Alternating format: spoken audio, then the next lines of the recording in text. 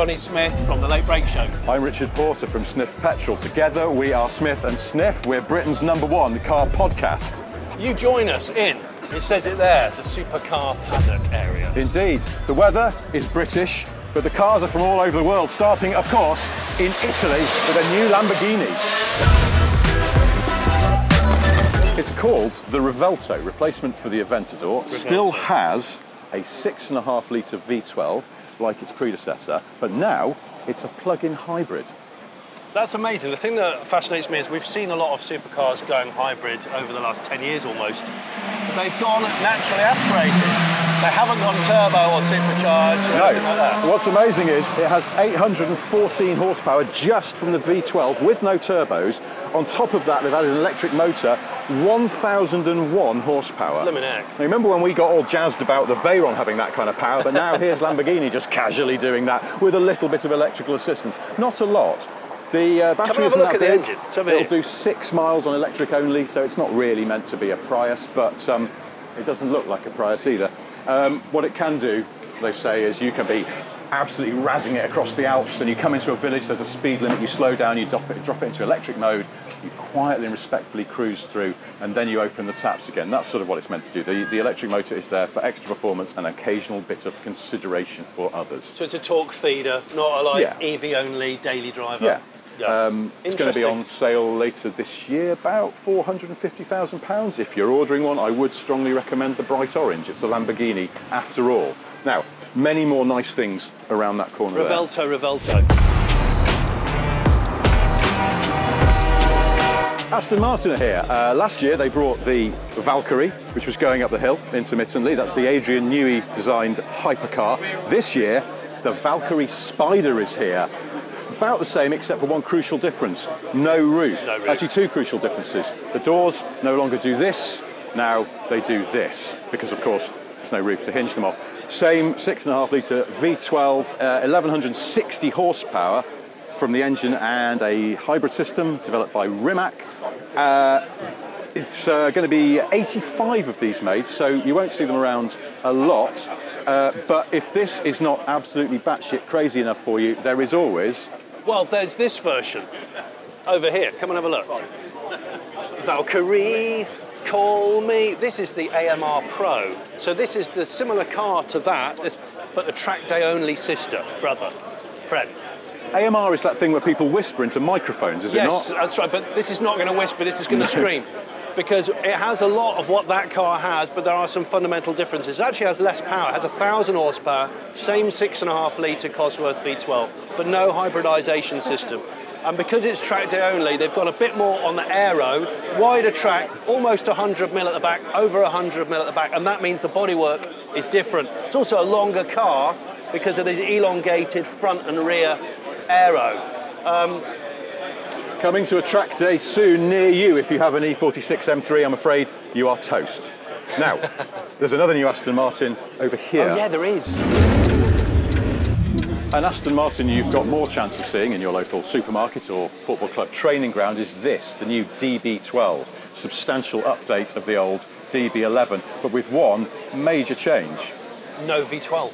No V12. The old Aston V12 is on its last hurrah in the Valor, which we'll see elsewhere on the site. Glorious. This will only have the twin-turbo Mercedes-AMG V8, but it's been turned up now. 671 horsepower, 0 to 60, 3.6 seconds, 202 miles an hour. So plenty brisk. It has an all-new interior. The DB11 interior was a bit... This looks a lot swankier, and it has an all-new touchscreen with Aston Martin's own operating system. Bold. This is better in every way. It's stiffer, has wider tracks, it remembers to send its mum a birthday card. It should be good. And talking of fast coupes, a new Maserati. Look what we have here. We've got the Maserati Gran Turismo Trofeo. So this is 542 brake horsepower, 3 litre V6 twin turbo. In fact, the engine is the same engine as the MC20, their glorious supercar. There's one just there, with the engine down-tuned slightly. Rear-wheel drive, 8-speed auto, There is a lower grade model called the Modena, which is I think about 100 horsepower less. That's the entry level, right? Entry level. The city, the popular, base, that kind of thing. Base Modena. Base model, yeah. Yeah. So we've known about the Gran Turismo for a long time. In fact, I was just reminded that it's the 75th anniversary of the Gran Turismo name badge. It's a lot of... A lot of Land Rover, Porsche, this. I know, yeah. So this, it looks a lot like the old Gran Turismo. Spotter's badge for you though, if you notice it's got vertical headlights now, and over there it now has electric door handles, but otherwise they haven't really messed with the formula, which is fine, because I think always been a handsome car. It has always been a handsome car. Strange thing though, the old Gran Turismo was pretty big for a coupe because it was based on the chassis of the Quattroporte saloon, slightly shortened. This is even longer and even wider, but on the plus side, that does mean the back seats are molto roomy. Which means real people can fit in the back, which is good. True. There is some bad news, however. Oh no. You're looking for a 200-mile-an-hour Gran Turismo. Well, I am. I'm afraid you're going to have to walk away. This will What? do 199 miles an hour. Damn it! I know. Come on, Maserati. Now, would you like to go and look at a Hyundai? Yes, I would. Let's go.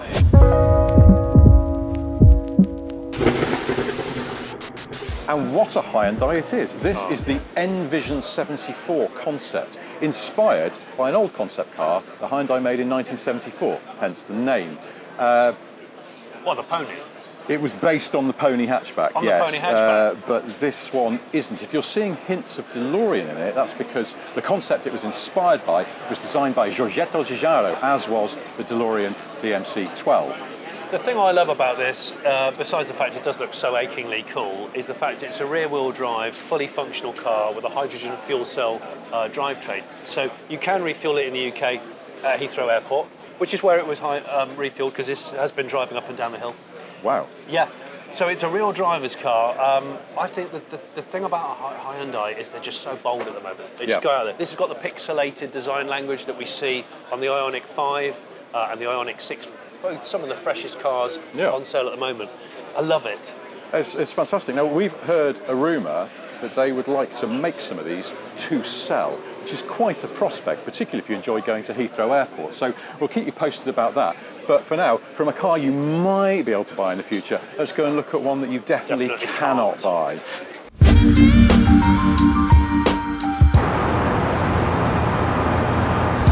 This is a one-off Ferrari from their special projects department, which makes bespoke cars for valued customers.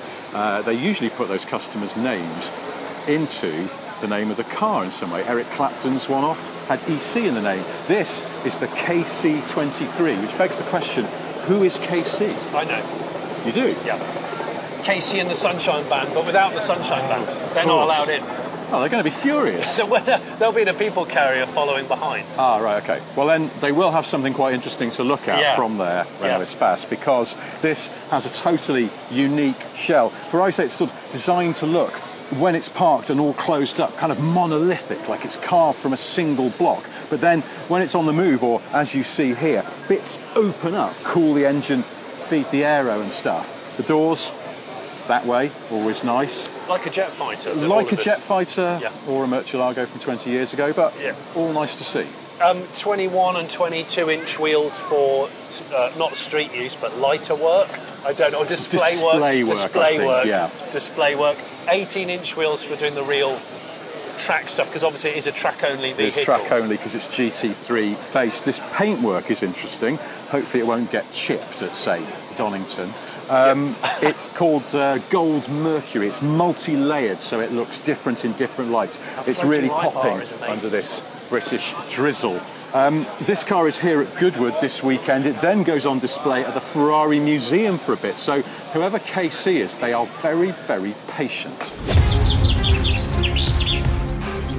Now, it might be raining, but look at how cool this is. This is the Bentley Batter. The most important part of this car, well, they're only going to make 18 of them. It is the last Bentley to have the W12 engine. Yeah. 750 PS. The engine's been in service a long time now. Yeah, what's that? So that's about 740 in shillings and pence. And the engine, yeah, 20 years we've had the W12. Years. When it started, I think it was sort of 550 horsepower, so they've really churned up the turbos they have. many other things, I'm sure, in engineering terms. But Yeah. no, this is quite a thing. It's got an all-carbon body. Yep, completely carbon, and because you're at the level of £1.75 million car, and they've all sold out. What? I know you really had your eye on this, and so did for I. goodness sake. My fictitious checkbook was open, but If no. you've ordered one and you changed your mind, I'll give you 1.76 million for it. What's interesting is because it's at the level where you can kind of customise it however you want, inside you have the option of having 3D printed 18-karat gold gear selector and those beautiful organ stop air vents. That's what I would have had on mine. Yep. Darn it. Yeah, only going to have 18 of them. Oh well. It's goodbye to the W12. Yeah, sad times. Going to end our Supercar Paddock walk around here with a car that is drawing quite a crowd, and rightly so. A few years ago, McLaren came up with a sort of virtual concept car called the Vision Gran Turismo. It's from the Gran Turismo Sport game. Now, in the game, it had, just for pretensies, a McLaren V8. Well, the crazy fools have only gone and made it a real car that you can actually buy. And in real life, it has a 5.2 litre V10. Look, there's Shmi off the internet. It has 840 horsepower, and it has to be warmed up for an hour before you can use it, so you know that it's really a racing engine. This is a track-day-only vehicle, unless you're going to leave it idling outside your house for an hour. They're only going to make 25 of these worldwide for £2.5 million. Ow. I really do like the McLaren logo boomerangs and these apertures for the engine here and the wheels here. Yeah. And there's a knacker duct to step in. Yes, and then this Top Gun Maverick canopy slides back. One seat only, of course. And it does occur to me, with all these multi-million pound one-seat track day only cars, your next track day is going to be full of friendless billionaires. It'd be a remarkable situation. But anyway, that is another Supercar Paddock done over, as it were. There are so many nice things to see here. But we end, because I believe they're about to start this up. So, let's have a listen. Solus GT.